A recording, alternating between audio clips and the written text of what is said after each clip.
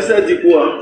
Lorsque l'un d'entre vous vient avec ces chaussures, tu dois les vérifier. Il doit vérifier, oui. D'accord. L'événement là, depuis l'événement de professeur sallallahu alayhi wa sallam, aujourd'hui ça fait combien d'années? Ça fait plusieurs siècles. Plusieurs siècles, oui. Est-ce que vous pouvez juste imaginer comment étaient les mosquées avant aujourd'hui? Bon, vous allez nous expliquer un peu ce que ça fait. Au temps du prophète sallallahu alayhi wa sallam, les mosquées n'étaient pas comme nous voyons aujourd'hui. N'est-ce pas? Des fois, c'est des sables, dans les sables, des fois, c'est dans les brousses, puisque ils n'étaient pas toujours à l'aise à la maison, ils n'étaient pas restés à la maison, ils n'étaient pas surtout très souvent à la maison, ils voyageaient, ils faisaient des guerres saintes. Alors, ils ne peuvent pas déchausser à chaque moment, et leurs chaussures même, c'est vraiment très très différent. Ils utilisaient les peaux des animaux, les peaux des animaux pour fabriquer les chaussures là. Pas ce que nous portons aujourd'hui, n'est-ce pas? Alors, dans ces genres de mosquées, où il y a des sables, il y a des herbes. Des herbes quoi? Vous voyez non? Il y a des sables, il y a des herbes. Donc, pour sallam et ses compagnons, quand ils sortaient comme ça, ils priaient avec les chaussures. C'est le tas de mosquées qui a fait qu'un jour, il y avait un villageois qui était rentré dans la mosquée et il a commencé par uriner dans la mosquée en présence des compagnons. Et ils se sont soulevés sur lui. Et pour ça, ça les a demandé de lui laisser. Quand il a fini d'uriner, et il a dit d'amener de l'eau, amenez-moi de l'eau, et il a versé la partie. Pourquoi? C'est parce que le tas de la mosquée lui a permis d'uriner. Aujourd'hui, même si c'est un fou, on la met dans notre mosquée, là, on lui demande d'uriner, il ne peut pas uriner. Vous voyez? Déjà, il y a le lieu qui met la différence. Les époques. L'état de la mosquée. N'est-ce pas? Et au moment où le professeur sallallahu alayhi wa sallam dirigeait les prières aussi, dans son époque, est-ce que c'est tout le monde qui venait avec les chaussures? Est-ce qu'il a dit une fois que tout le monde doit prier avec les chaussures? Ou bien si, lorsque l'un d'entre vous vient avec ses chaussures, il n'a qu'à les essuyer, à lever, les s'arrêter. Ou bien il a dit que chacun doit porter des chaussures. C'est ce que nous devons chercher. C'est pourquoi je vous ai demandé de nous ramener la question. Est-ce qu'il a demandé à tout le monde de porter des chaussures? Ou bien il a dit que si quelqu'un amène ses chaussures, de les vérifier? N'est-ce pas? Donc, ici, ce qui est recommandé, c'est-à-dire le but, c'est la propriété. Parce que quand nous retournons dans le Coran, Sourate 7, verset 31. Sourate 7, verset 31. Dieu dit, Ya Bani Adam, on va lire ça en français pour que les autres aussi comprennent. Oui, verset 7 et Sourate 7, verset 31. Oui, ça vient. Oui.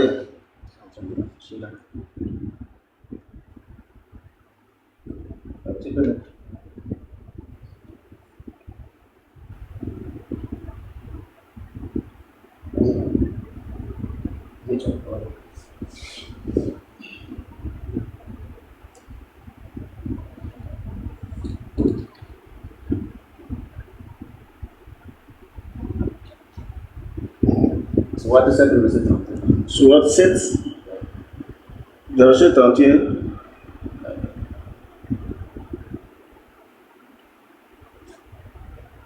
Non. Sourate 7. Verset 31. Oui, c'est ça.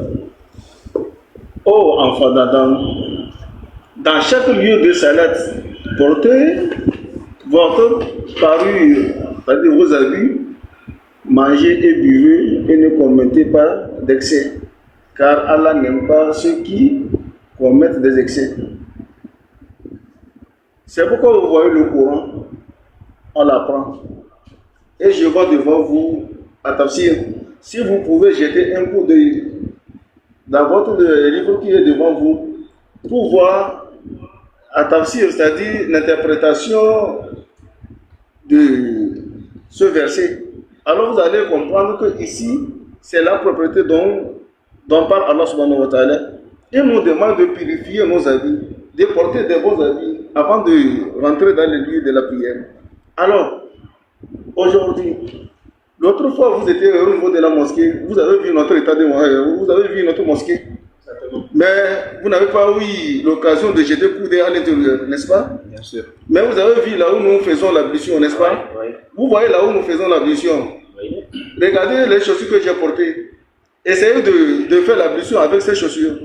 Marchez et rentrez dans la mosquée. Comment sera la mosquée? Ça c'est un. Deux.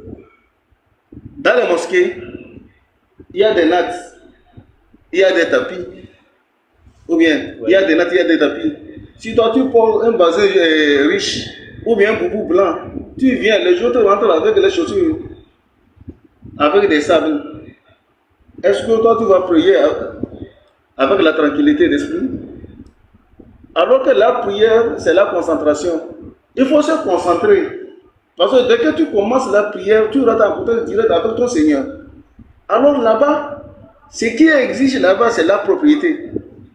N'est-ce pas? Si le prophète avait demandé à ses compagnons de prier, de toujours prier avec les chaussures, aujourd'hui, aucun d'entre nous n'arrive pas prier sans chaussures. C'est parce que chausser ou bien de chausser n'était pas priorité pour la prière. Mais il dit, si vous venez avec les chaussures, alors regardez s'il y a des saletés. Et nous avons différentes sortes de saletés. Quand vous rentrez dans les sunnates, ou bien dans les documents, ou dans le document, par exemple, ce document que je vois devant vous, quand vous rentrez dans le chapitre de pureté, vous allez voir, il y a différentes sortes de pureté. Par exemple, il y a certaines saletés qui gâtent la prière, qui gâtent l'ablution. N'est-ce pas? Exemple, le caca, peut-être humain ou d'un animal qui gâte la prière. Mais il y a aussi certaines saletés qui ne gâtent pas la prière. Par exemple, du sable, que ce soit mouillé ou pas. Donc, dès que vous faites l'ablution, vous marchez dans le sable. Hein? Ça se salit, mais ça ne gâte pas l'ablution. Vous pouvez prier avec ça, mais ça ne gâte pas l'ablution. N'est-ce pas? Comme ça, vous pouvez rentrer dans la mosquée. Vous pouvez rentrer dans la mosquée et prier, mais vous allez salir le lieu de la prière. N'est-ce pas? Vous allez salir le lieu de la prière. Donc, si le prophète avait recommandé à ce que tout le monde prie avec ses chaussures, alors aujourd'hui, aucun d'entre nous n'allait pas prier avec ses chaussures. Ok, mais je voudrais savoir une chose. Est-ce que le prophète a ordonné de prier avec les chaussures? Est-ce que le prophèet a ordonné de prier avec les chaussures ou il vous a ordonné de prier sans les chaussures? Est-ce que selon le hadith que nous avons lu là, est-ce qu'il a ordonné de prier avec les chaussures ou sans les chaussures? Est-ce qu'il a trait? Est-ce qu'il a demandé de prier avec les chaussures ou sans les chaussures? J'ai dit, il a dit, si l'un d'entre vous vient avec ses chaussures. Oui. Mais il n'a pas dit que tout le monde n'a qu'à venir avec ses chaussures. Non. Le hadith dit ceci. On va remettre le hadith. Le hadith dit ceci. Lorsque l'un d'entre vous ici, ça généralise tous les musulmans qui viennent à la mosquée. Ça c'est lorsque l'un d'entre vous vient à la mosquée, ça revient à un devoir. Il doit vérifier. On est d'accord qu'il doit vérifier. Il doit vérifier quoi? Les chaussures. Voilà, c'est que la personne est venue avec les chaussures. Donc il doit vérifier. S'il trouve de la saleté, il doit faire quoi? Il doit laisser les chaussures à l'entrée ou bien il doit les essuyer et rentrer avec. Il va les essuyer et prier avec. Voilà. Maintenant, ce que nous on veut savoir, le fait que vous apportez une autre chose, puisque dans le Bukhari 2697, le prophète va dire que celui qui introduit dans notre affaire, c'est-à-dire dans la religion, quelque chose qui n'en fait pas partie, cela sera rejeté. Oui. Ça c'est Bukhari qui le dit. 2697. Oui. Celui qui introduit quelque chose dans la religion. Oui, ne fait pas partie de nous. Voilà. C'est-à-dire que cette chose ne fait pas partie. Et que cette chose ne fait pas partie, oui, je termine. Et que cette chose ne fait pas partie de la religion, cette chose a été rejetée. Est-ce que le prophète a demandé à ce que vous priez avec les chaussures et de les nettoyer une fois que ma chaussure elle est sale, ou il a demandé de laisser les chaussures en l'entrée des mosquées. Parce que la question principale ici c'est qui vous a demandé de faire le contraire de ce que votre prophète fait ou bien vous a ordonné? Qui vous l'a demandé? C'est ça la question principale en fait. Sinon, si j'écoute par rapport à ce que vous avez dit, moi je vous dis clairement que vous avez raison quand vous parlez un temps soit peu de la saleté ou encore vous parlez de la saleté des chaussures et tout. Mais il y a quelque chose de très important. Qu'est-ce que le prophète a ordonné? Qu'est-ce que le prophète a demandé? Qu'est-ce que le prophète a demandé? Est-ce qu'il vous a dit, lorsque vous venez à la mosquée et que vous voyez que vous allez salir la mosquée, il faut laisser les chaussures dehors? Non, le prophète ne l'a pas demandé. Le prophète a plutôt dit, vérifiez d'abord. Puisque ici, si nous parlons de la Bida, avec le Boukhari 2197 qui dit, celui qui introduit dans notre religion une chose qui n'en fait pas partie, cela doit être rejeté. Et Aïcha même rapporte en disant que le messager d'Allah a dit, si quelqu'un innove quelque chose qui n'est pas en harmonie avec les principes de notre religion, cette chose est rejetée. Donc ma question directe pour que je continue, parce que je vous ai écouté, c'est ceci. Est-ce que le fait d'enlever les chaussures en l'entrée des mosquées n'est pas une innovation? Est-ce que ce n'est pas une innovation? C'est une innovation. Ce n'est pas une innovation. Est-ce que le prophète a demandé d'enlever les chaussures? Oui. C'est que je salue mon frère, Imam, tout ce qui nous a narré et tout ce qui nous a détaillé. Et ça nous permet de comprendre vite l'islam. Ça nous permet vite de comprendre l'islam. Parce que le prophète sallallahu alayhi wa sallam, pour la prière, on prie avec la propriété. La propriété est l'un des principaux pour exaucer la prière. Donc, le prophète sallallahu alayhi wa sallam, il priait, or l'ange Gabriel était venu pour lui signaler qu'il y a des saletés dans l'un de ses chaussures. Oui. Donc, il a déchaussé ses chaussures. Oui. Donc, ça là, si, et la 10, le prophète sallallahu alayhi wa sallam nous a dit dans la 10, si l'un, oui. Donc si l'un, il faut qu'on comprenne bien la 10. Oui. Il dit si l'un d'entre vous, donc si l'un d'entre vous n'a pas porté les sandalettes, il est dans la mosquée. S'il n'a pas porté, mais celui qui a porté les sandalettes et il est venu pour entrer dans la mosquée, il va regarder sous des sandalettes. S'il y a des déchets, il va déchausser ses chaussures avant de rentrer dans la mosquée. Il va nettoyer ça avant de rentrer dans la mosquée. Donc, l'hadith là, le prophète sallallahu alayhi wa sallam n'a pas obligé tous les musulmans, ce n'est pas obligatoire. Ce n'est pas obligatoire que celui qui est musulman, lorsqu'il vient dans la mosquée, il regarde, il porte ses chaussures et il rentre avec ça. Non. Mais résumez ce qui est ici. Quand nous portons les chaussures pour rentrer dans la mosquée, comme le frère l'imam vient de nous détailler, avant, à l'époque du prophète sallallahu alayhi wa sallam, il priait sur les sables. Peut-être d'autres aussi sont dans les guerres. Même les lieux là où le prophète sallallahu alayhi wa sallam, il priait, ce n'est pas des tapis comme aujourd'hui nous prions des tapis. Non, ce n'est pas ça. Est-ce que le prophète utilisait des nattes? Oui. Le prophète sallallahu alayhi wa sallam, à l'époque de l'ère, même le Coran qu'on a écrit, on avait écrit là, on écrivait ça sur les nattes. Ils ont des peaux de bêtes. Il utilisait des nattes, n'est-ce pas?